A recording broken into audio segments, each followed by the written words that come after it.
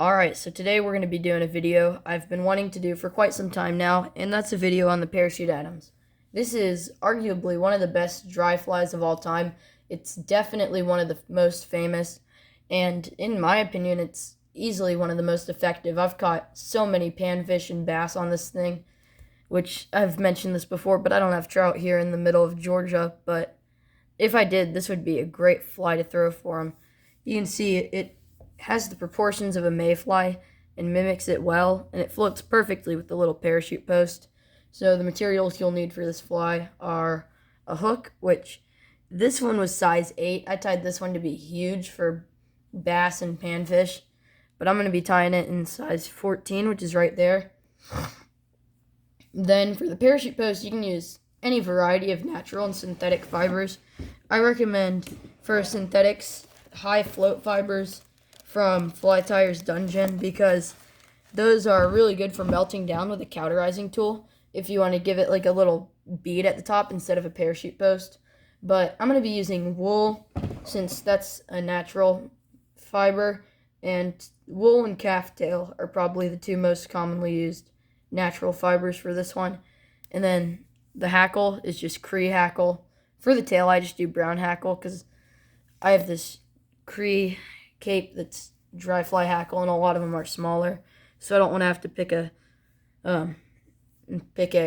tail out of that. So yeah, let's get started. The dubbing, I think the original pattern calls for muskrat dubbing, but I'm just going to be using like a gray-brown dubbing. I believe it's muskrat dubbing because that's what the Adams calls for too, and I can't see them being different. Begin my thread base just behind the eye of the hook, and only bring it back about halfway on this one. For this, I'm going to be tying the parachute post in before I tie the rest of the fly.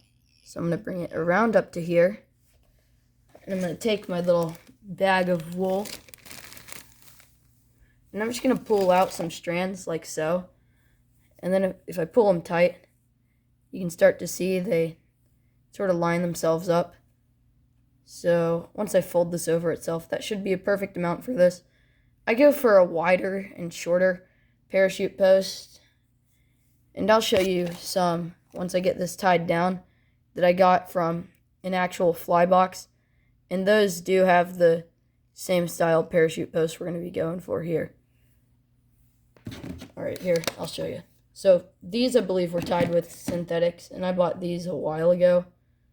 And these are really nice, but you can see I actually think that's calf tail for the parachute post. And these are really good flies, but that's about like the proportion of the parachute post we're going for. These ones also were tied using brown and grizzly hackle, as the original recipe calls for. However, I think Cree is far better for tying this fly because it has both the colors, so you don't have to mess around with 2 hackle feathers. Now I'm going to begin wrapping up along the parachute post just a little, and I want to tighten it as I go since I just pulled those 2 ends together. You can see I got snagged on a bit of the wool. That's the one variation of these that's the one main disadvantage of these larger fibers like wool, or it's more coarse, is that it's much more easy to get your bobbin tangled in. So that seems like about the right height for bringing the hackle. So now I'm going to bring my thread down along the parachute post, making touching turns to lay a thread base on it too. And eventually you can remove your hand. I just keep it here on wool, since wool is a rather unruly material. Now that I've brought that down, you can see here it's positioned about perfectly for the proportions of this fly. So I'm going to give it an initial trim, and I will trim the post later on in the fly. I'm just doing this so that it's controlled enough, and I'll select the height once I'm done, which will probably be something around there. Alright, now I'm going to tie in the hackle as well. So I just have this Cree hackle cape, like I mentioned, and I prefer Cree hackle by a long shot to the traditional brown and grizzly hackle, because Cree has a higher variety of colors and textures, in my opinion. And it has both of the colors right there in a single feather. So I am going to select a more brown feather because a lot of my ones in the past have been very light. So you can see here, it's like lightly barred with brown and then a little bit of black along with the white. So I'm going to strip back a sizable portion of this feather, like so. And yeah, that seems about right. So now I'm just going to pull that back and get a loose wrap, tightening it as I go down. And now, yeah, this is perfect tight. I'm just going to bring it up along where I laid my thread base on the parachute post and bring it back down. Now I'm going to go back to the end of the fly and tie in my tail and begin to dub my body. For the tail, like I mentioned, I will not be using this Cree hackle. I will be using some brown feathers from a Chinese cock cape. And I recommend the ones towards the bottom because they're generally darker. Or I guess on the bird, this would have been towards the top since that's how it would have been oriented. This would have been the head. So I choose those feathers, no matter what you want to call them, bottom or top, because they generally have stiffer barbs and a bit of a darker color, which is what I want to shoot for on this fly. So now I'm just going to pull it, just fold it over itself like so, and just sort of fish out enough barbs of this to make a tail out of. I'm going to trim it square. And this is the hard part because you have to work your way around this stuff. I'm just going to take a loose wrap, and that one's good. Alright, that's perfect. And there's a few that got missed there. But this is a fairly complex fly, so I'm fine making a few mistakes on it if the end product looks good.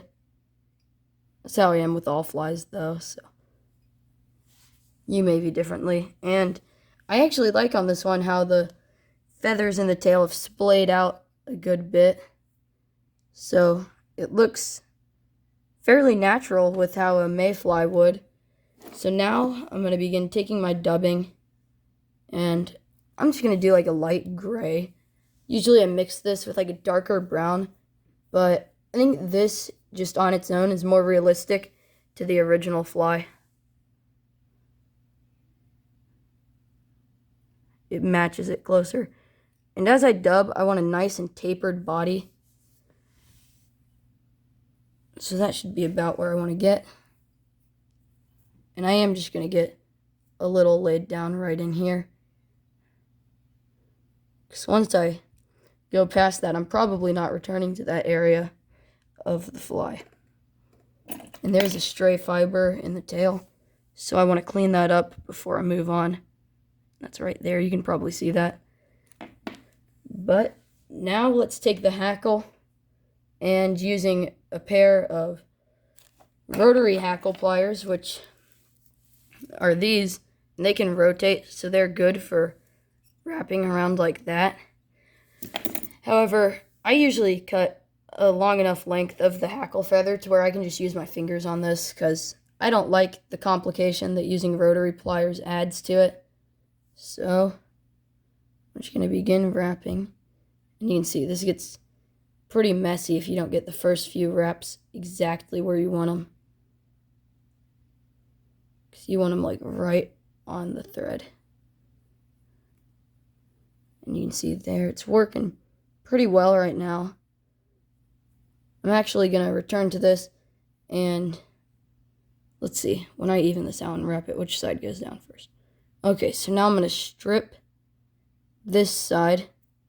And I recommend doing this, just the only disadvantage is if you don't have a stiff enough hackle feather, your fly will sink if you don't have all the fibers you need when you strip it. So I'm just going to get as much of it as I can. If I miss a few fibers, it's all good. But yeah, I've stripped about the bottom inch or two. So now I'm going to begin wrapping, and this is going to look a lot neater, a lot more just controlled than it was before. Because I'll be honest, before I did this, it wasn't controlled. And I actually am going to attempt to use these hackle pliers on this, because I haven't used them quite enough.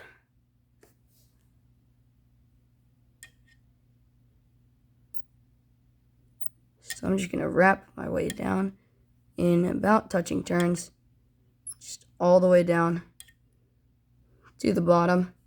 And I like a sort of oversized hackle on this fly. It's just really a matter of opinion what you shoot for on this pattern. However, this is what I prefer, because I feel it gives it an effect of like a parachute spinner or something, and I admire those flies a lot, even though I'm not able to tie quite like that yet. But yeah, you can see here it's coming together in the vise. I did trap a few fibers when I tied that hackle feather down. So I am going to take my little dubbing needle, if I can find the one that's not covered in super glue.